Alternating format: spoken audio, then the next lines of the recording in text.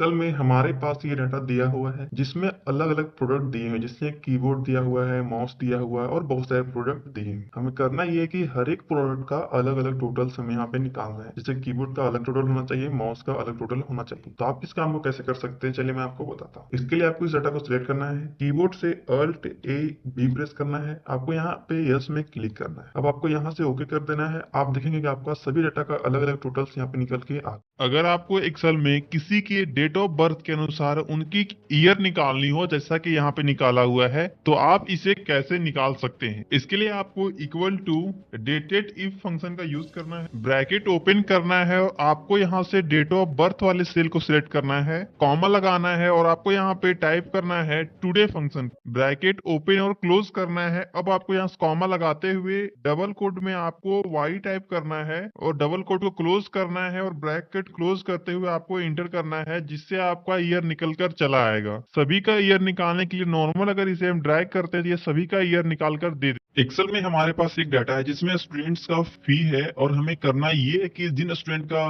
फी जमा हो चुका है उनके सामने पैड दिखाना है, जिनका नहीं हुआ उनका हमें पेंडिंग दिखाना है। तो इसके लिए हम इक्वल टू इफ फॉर्मूला का यूज करेंगे। लॉजिकल टेस्ट में हम फी को देंगे और यहाँ पे इक्वल टू 500 टाइप करेंगे, कॉमा लगा के हम लोग डबल कोट में यहाँ पे पैड लिखेंगे वैल्यू ऑफ ट्रू में, कॉमा लगाएंगे। इस तरीके से हम कॉमा लगा के इन्वर्टेड कॉमा लगा के यहाँ पे हम पेंडिंग को इस तरीके से टाइप कर देंगे, डबल कोट को बंद करेंगे, ब्रैकेट क्लोज करते हुए एंटर करेंगे। अब सभी का निकालने के लिए नॉर्मल हम यहाँ पे ड्रैग कर दिए, सभी का निकालकर यहाँ पे आंसर दे देगा। अगर आपके पास एक्सेल में एक बहुत बड़ा डाटा है और आपको किसी स्पेशल रेंज को प्रिंट करना है तो आप ये काम को कर सकते हैं। इसके लिए जिस रेंज को आपको प्रिंट करना हो उस रेंज को सिलेक्ट कर लेना है, पेज लेआउट में जाना है, प्रिंट एरिया में जाना है और यहाँ सेट प्रिंट एरिया में क्लिक करना है। अब अगर हम कीबोर्ड से कंट्रोल पी करते हैं तो हमारा वही एरिया प्रिंट होगा जिस एरिया को हमने सेलेक्ट किया था। अगर आप एक्सेल में जॉब करना चाहते हैं तो आपको एक्सेल का ये टिप्स पता होना चाहिए। जैसे कि हमारे पास डेट दिया हुआ है हर एक मंथ का, अगर आपको बोला जाए कि हर एक मंथ में टोटल कितने डे होते हैं ये काउंट करके बताना है, तो इसके लिए सिंपल आपको इक्वल टू डे फंक्शन का यूज करना है,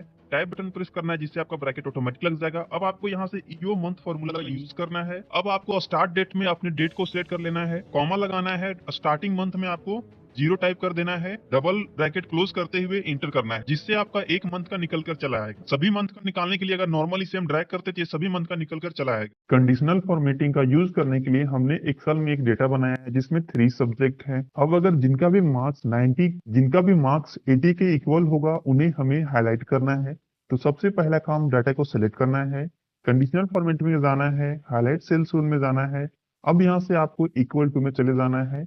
अब आपको 80 टाइप कर देना है जो भी आपको हाईलाइट करना हो और ओके में क्लिक करेंगे तो आपका जो इक्वल टू वाला रहेगा वो इस तरीके से हाईलाइट हो जाएगा। एक्सेल में मैक्रोस यूज करने के लिए सबसे पहले डेवलपर टैब में जाना है, रिकॉर्ड मैक्रोस में क्लिक करना है। अब चाहे तो आप इसका नाम दे भी सकते हैं, साथ ही साथ इसे आप शॉर्टकट के यहाँ पे बना सकते हैं और ओके में क्लिक करेंगे तो जो आपका मैक्रोस है वो एक्टिवेट हो जाएगा, रिकॉर्डिंग शुरू हो जाएगी। अब यहाँ पे जो भी फॉर्मेट आपको अप्लाई करना हो उस फॉर्मेट को आप यहाँ से इस तरीके से एक एक करके मैनुअली आप यहाँ से अप्लाई करते हुए चले जाएं। नेक्स्ट हम हेडिंग को यहाँ से सिलेक्ट करके थोड़ा ये बोल्ड कर लेंगे, इस तरीके से इसमें कलर फिल करेंगे। अब हमारा जो काम था वो हो चुका है। अब हम लोग फिर से जाएंगे डेवलपर में और स्टॉप रिकॉर्डिंग में क्लिक करके इसे स्टॉप। अब इसी फॉर्मेट को सेकेंड वाले डाटा में अप्लाई करना, तो नेक्स्ट हम लोग सेकेंड डाटा में जाएंगे और इस डाटा को इस तरीके से सिलेक्ट करेंगे। अब जाएंगे मैक्रोस के अंदर। अब यहाँ से हम लोग करेंगे रन मैक्रोस। जैसा ही रन करेंगे आपका जो फॉर्मेट है वो 1 सेकेंड में यहाँ पे अप्लाई हो जाएगा। एक्सेल में अगर फर्स्ट नेम और लास्ट नेम अलग अलग कॉलम में दिए हुए हैं और आपको एक ही कॉलम में करना है